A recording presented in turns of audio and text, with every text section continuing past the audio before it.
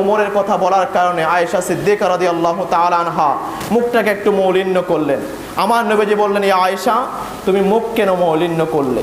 ওমরের আমল চাঁদের তারকার চেয়ে বেশি হলে সৈয়দনা আবু বকর সিদ্দিক রাদিয়াল্লাহু তাআলা আনহুর আমল, ওই দিন ওমর ইবনুল খাত্তাব রাদিয়াল্লাহু তাআলা আনহু বলেছিলেন, হিজরতের সময় নবীজির সাথে আবু বকর সিদ্দিক 3 রাত 3 দিন ছিল।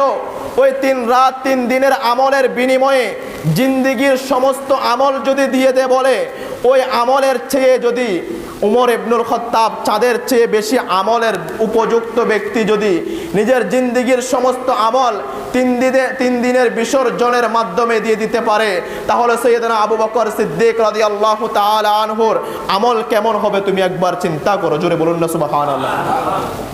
এটাই হলো আবু বকর সিদ্দিকের শান। নবীর সাথে কিভাবে ছিল, নবীর মন কিভাবে জয় করে